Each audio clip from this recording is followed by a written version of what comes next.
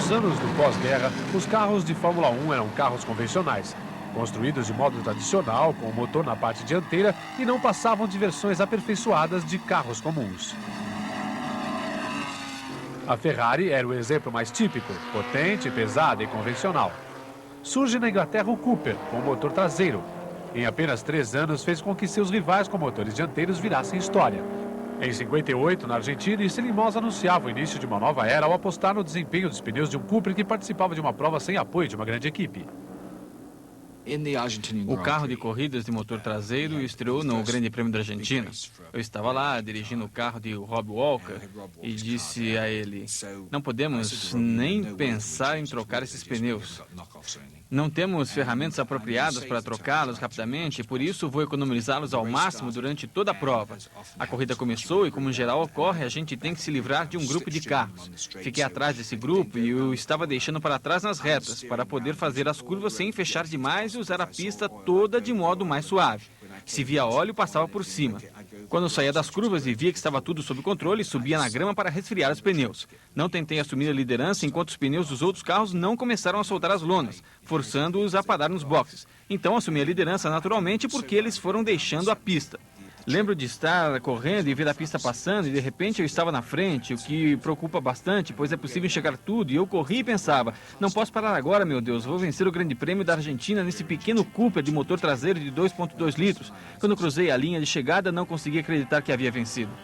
A habilidade de Moss contribuiu muito para a primeira vitória de um carro com motor traseiro e, por isso, não surpreendeu que poucas pessoas levassem a sério esse conceito revolucionário.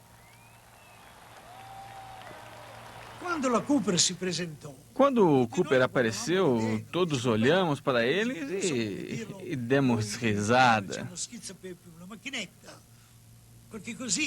Dissemos: aquela coisa, aquela bisnaguinha, tão pequeno que parece uma pulga perto dos nossos carros.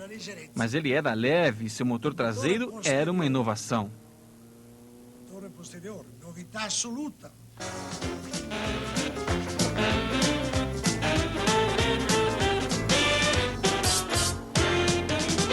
Um carro com motor traseiro, ou mais precisamente com motor central, possui várias vantagens. É mais leve, freia melhor, acelera mais rápido e é mais fácil de pilotar, pois a maior parte do peso do carro está praticamente no meio e, como o piloto está sentado mais baixo, a aerodinâmica é melhor.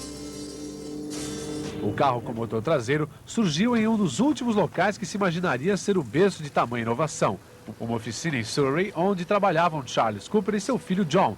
Nesse local, com poucos empregados, eles criaram carros simples e capazes de vencer conhecidos como trabalhos de ferreiro. Para os grandes construtores, John não passava de um mero proprietário de oficina mecânica. Quando a guerra acabou, decidimos participar das corridas de Fórmula 500, uma nova modalidade onde os carros utilizavam motores de motocicleta, ou seja, uma corrida de motocicletas de 4 rodas. Foi daí que surgiu a ideia de um carro com motor traseiro, pois na Fórmula 500 o motor ficava atrás. No início, a Norton não nos vendia apenas o motor, e por isso tínhamos que comprar a moto inteira, tirar o motor e vender a carenagem.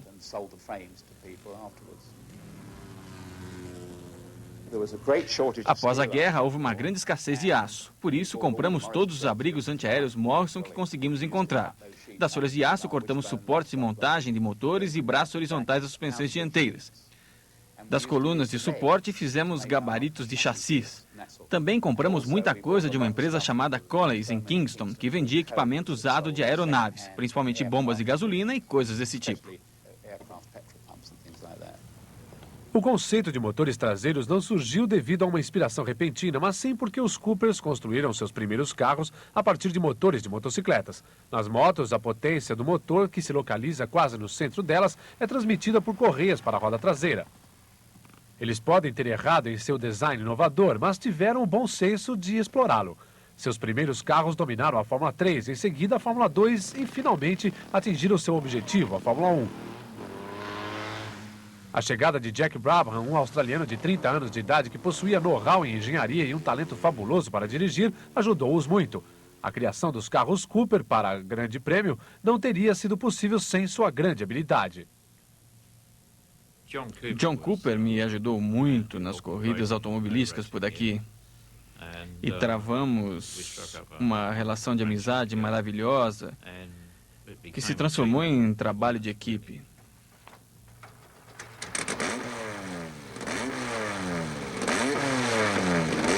Quando o Cooper passou a correr com o motor Converter Climax, a revolução atingiu seu ápice.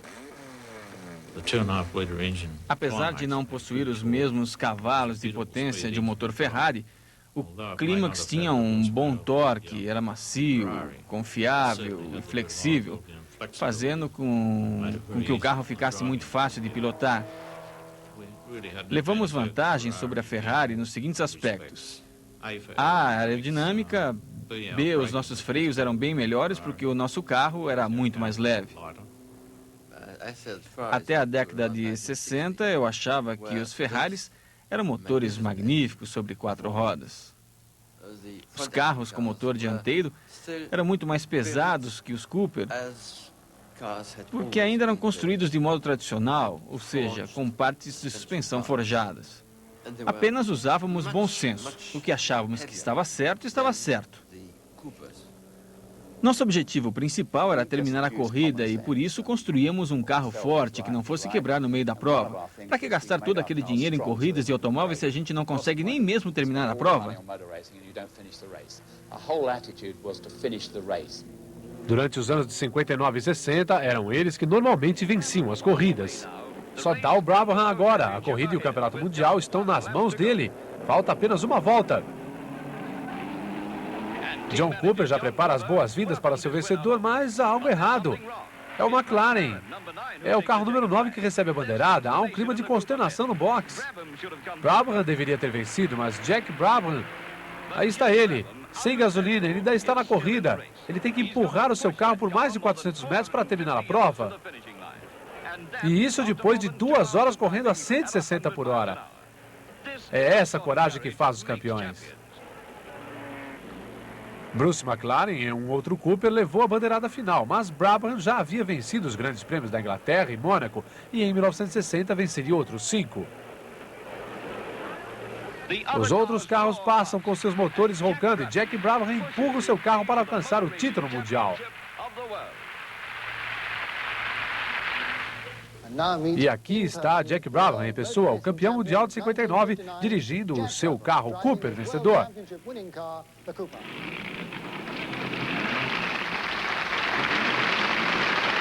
Espero que você consiga parar. Parabéns. O velho circuito de Reims viu o amadurecimento da revolução dos carros de motor traseiro. 17 dos 20 carros participantes eram ingleses e 10 deles eram Coopers. A corrida de Reims, em 1960, vai ficar na minha memória por muitos e muitos anos. As 2 máquinas da Ferrari que participavam da prova estavam sendo pilotadas por Phil Hill e Von Trips. E travamos uma batalha sensacional. No Grande Prêmio francês, as emoções começam quando é dada a largada. Na primeira fila, Hill não consegue dar a partida em seu BRM. O Cooper de Trintignant bate nele. O Cooper de Halford roda e o de Bianchi vai embora com seu radiador danificado. Lembro-me de passar voando pelos boxes no trecho em que a gente pode subir a colina lado a lado com mais 2 carros. É literalmente uma corrida corpo a corpo, mas só consegui que Phil Hill desse o melhor de si nas últimas voltas, quando ele já estava desesperado. No final da reta, olhei pelo espelho retrovisor e, quando estava prestes a virar à direita para entrar nos boxes, vi Phil Hill vindo por dentro com as 4 rodas travadas. Saía fumaça das rodas e só tive tempo de endireitar o carro em vez de virar. E Phil Hill passou por mim e acho que foi parar quase na cidade de Reims. Isso fez com que eu liderasse sozinho nas últimas voltas e vencesse a corrida com facilidade. Os 4 primeiros colocados foram Coopers. A Ferrari, com motor dianteiro, só ganharia mais um grande prêmio. Desde então, até mesmo a Ferrari adotou a inovação de Cooper. Em 1959 e 60 ocorreu a Grande Revolução. Todos os carros tinham que ter motores traseiros, como acontece ainda hoje. Foi o fim dos construtores italianos e o início do grande desenvolvimento dos ingleses. O inglês Colin Chapman surgia como o grande inovador do automobilismo.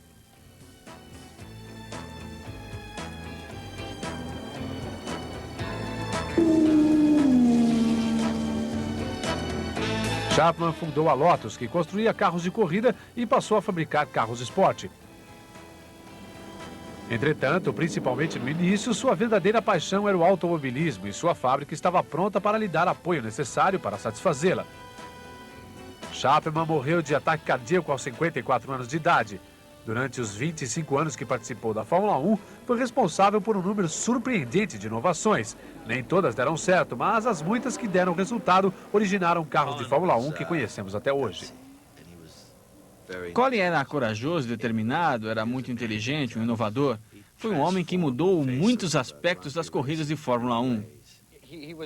Era um entusiasta e as pessoas que trabalhavam para ele acabavam completamente envolvidas por sua energia e seu compromisso com a vitória. Eu tinha um grande respeito por Colin Chapman. Diria que ele foi o maior projetista de todos os tempos. Corremos porque eu gosto de correr, gosto de participar de corridas porque sempre estive envolvido com esporte. Gosto do clima de competição e camaradagem e também dos resultados técnicos obtidos. Aprendemos muito com as corridas. Os dois primeiros carros de Chapman, considerados um marco para o automobilismo, foram os Lotus 18 e 25. Ele estudou o design do Cooper e o aperfeiçoou. O 18 era mais competitivo que os Coopers e foi seu primeiro carro bem sucedido na Fórmula 1, apesar de ter sido chamado pela crítica de caixa de sapatos com 4 tampas de latões de lixo. O piloto da Lotus naquela época era Ines Arilan. Com a primeira versão do 18, ele venceu algumas provas e com a segunda versão ganhou um grande prêmio. À medida em que ajudava a Lotus a ficar famosa, experimentou as vantagens e desvantagens de pilotar um carro inovador. Apesar de ter um formato esquisito, o Lotus 18 era bastante fácil de se pilotar. Nunca compreendi muito bem por que aquela forma parecia um tijolo aerodinâmico.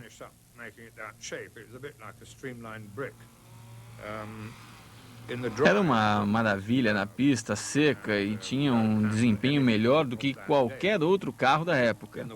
Em termos de mecânica, tínhamos uma caixa de câmbio projetada pelo próprio Collins que funcionava muito bem quando todos os seus componentes eram novos. Mas infelizmente não tínhamos dinheiro para renová-los após cada prova. E quando ficavam gastos, normalmente terminava a corrida sem uma série de marchas. E a caixa de câmbio transformava-se em um pesadelo. Sempre a chamávamos de caixa estranha. O carro 18 fez com que a Lotus se tornasse uma equipe vencedora na Fórmula 1. Mas para ganhar o campeonato mundial, Chapman optou por um carro realmente revolucionário, para o piloto Jim Clark. Em 1962, Colin Chapman aproveitou o seu novo projeto, o Lotus 25 com chassi monobloco. O chassi monobloco era mais forte, seguro e leve, pois em vez de ser uma moldura de tubos soldados juntos, era feito em uma única armação. Protegido por ele estava um motor Coventry Climax V8. O projeto monobloco, com tanques de combustível feitos de borracha, cuidadosamente instalados em suas laterais, foi prontamente adotado por outras equipes. Enquanto isso, a Lotus 25, pilotada por Jim Clark, ganhou 10 grandes prêmios em 2 anos e deu a Chapman o primeiro de seus 7 títulos em campeonatos mundiais. Depois, a Coventry Climax deixou de fabricar motores e Chapman precisou de uma nova unidade de força. As equipes têm que confiar em outras pessoas para lhes fornecer motores. A equipe Lotus, em seu apogeu, viu-se incapaz de evoluir por não conseguir arranjar um motor. Por volta do ano de 1965, surgiu a possibilidade de fabricar um motor que, na minha opinião, foi o melhor motor de corridas da história, o motor Cosworth Ford. Kate Duckworth e eu passávamos muitas noites juntos, bebendo cerveja e conversando sobre carros, e eu o respeitava muito porque ele havia trabalhado com Collins. Depois de uma de nossas discussões, fui até o Sr. Ford e lhe disse que gostaria de conseguir $323 mil para fabricar um motor de Fórmula 1. Ele apenas me perguntou o que esse motor irá fazer e eu respondi, bem, acredito que ganhará o grande prêmio e talvez tenha uma chance de ganhar o campeonato mundial.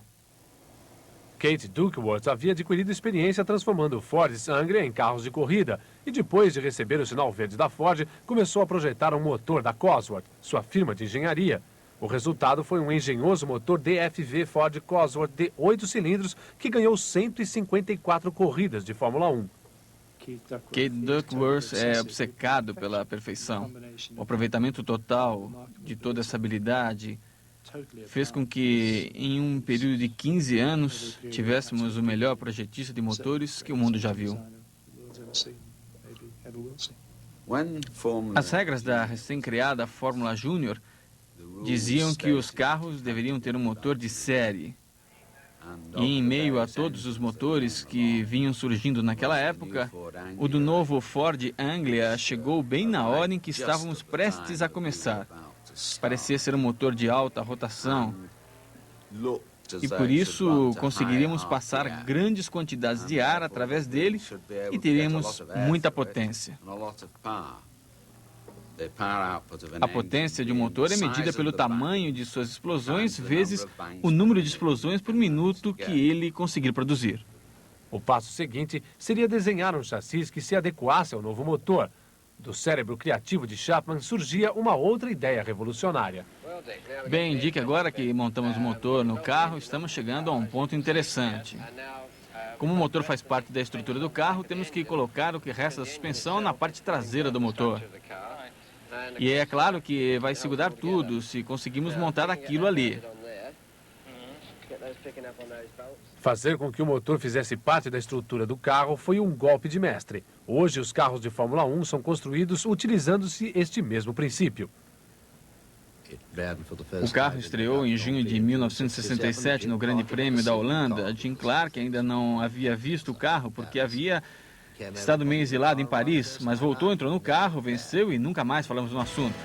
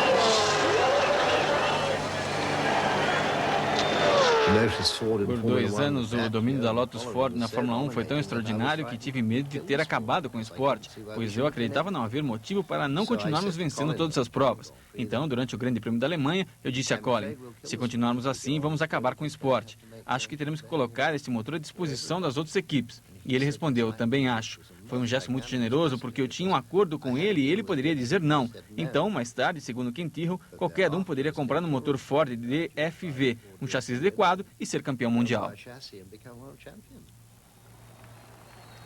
O fator-chave para o progresso de Colin Chapman foi a habilidade de Jim Clark. Clark destacava-se entre os outros pilotos pela sua habilidade para dirigir qualquer tipo de carro e vencer. Além disso, ele e Colin Chapman eram grandes amigos, eram como irmãos, e com uma parceria como aquelas, eles já tinham meio caminho andado.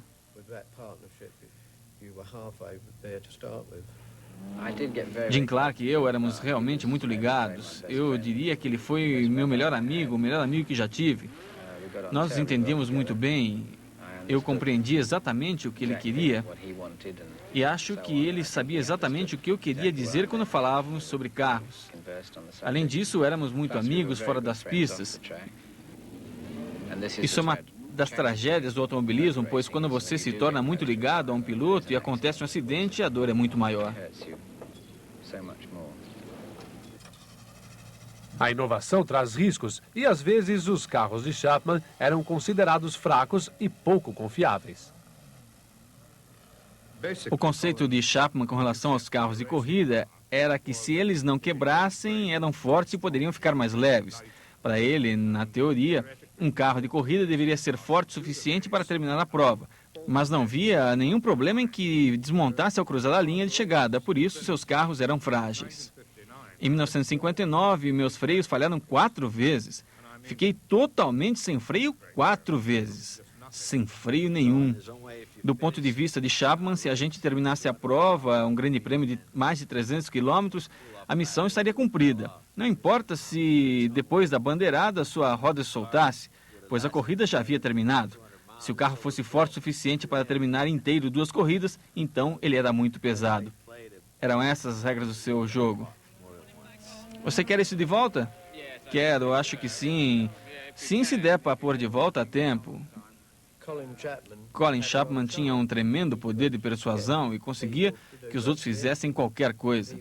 Se estivesse analisando o carro e descobrisse um modo diferente de fazer qualquer coisa, rapidamente desenhava o que queria e dizia: é isso que eu quero. Esfregaria a mão na outra e diria: vamos lá, vamos colocar isso em prática, não temos tempo a perder. Sempre conseguia o que queria. A aerodinâmica era outra especialidade de Chapman. Para aumentar o desempenho de seu carro, experimentou colocar aerofólios altos. Nem sempre suas tentativas foram bem-sucedidas. Naquela época, entretanto, uma dessas versões de aerofólio tornou-se padrão nos carros de Fórmula 1. Será que podemos aumentar um pouco a marcha lenta? É muito difícil fazer isso? Está bem, não faremos isso no paddock. Agora você pode tirar aquilo de novo, colocar tudo de novo. Está bem, coloque tudo de volta. Não é que foi rápido?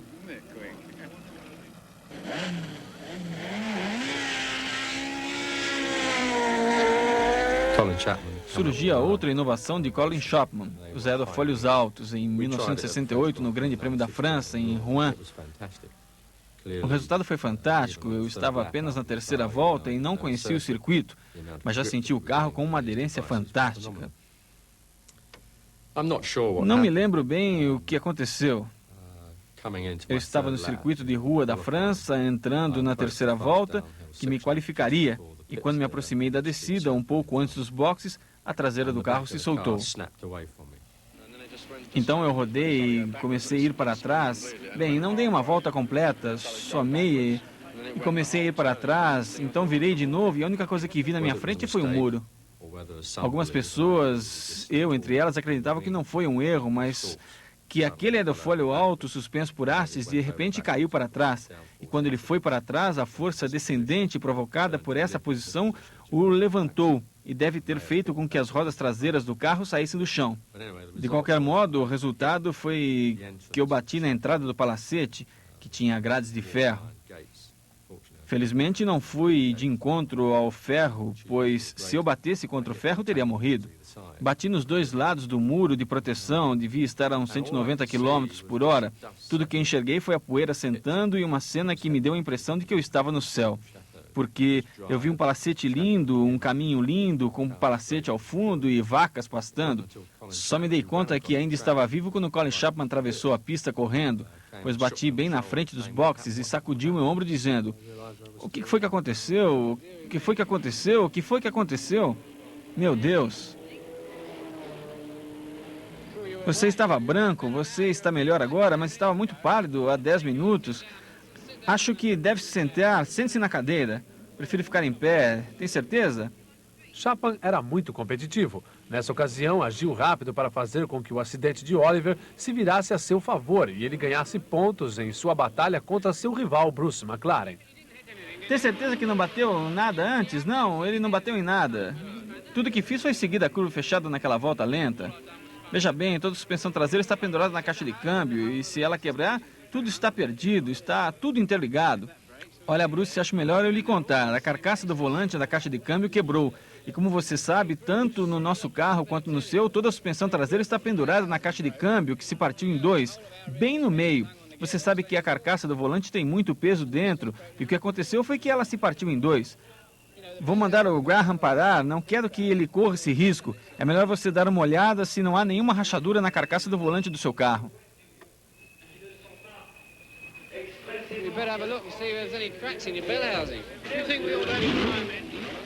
Este incidente mostrou que as inovações de Chapman às vezes estavam à beira da imperfeição tecnológica, mas sua determinação e inventividade faziam com que ele superasse a maior parte dos problemas que tinha de enfrentar.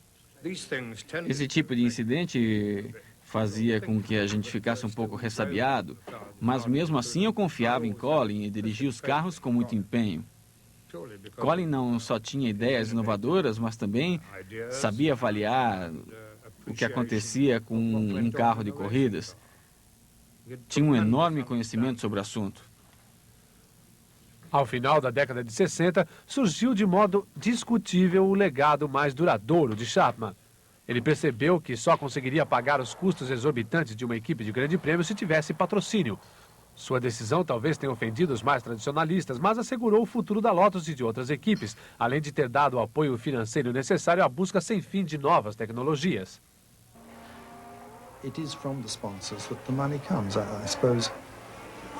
De certa forma, as companhias de petróleo e de pneus sempre patrocinaram as equipes. E foi esse patrocínio que as manteve ativas.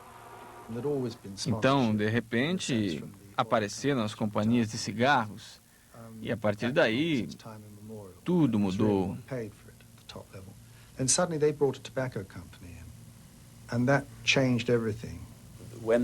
Quando proibiram as companhias de cigarro de fazer propaganda na televisão, Colin Chapman conseguiu uma licença de competição em nome da equipe Gold Leaf Lotus e pintou seus carros de vermelho e branco, como se fosse um pacote de Gold Leaf. A partir daí, então, o automobilismo começou a ver dinheiro de verdade entrando nas corridas.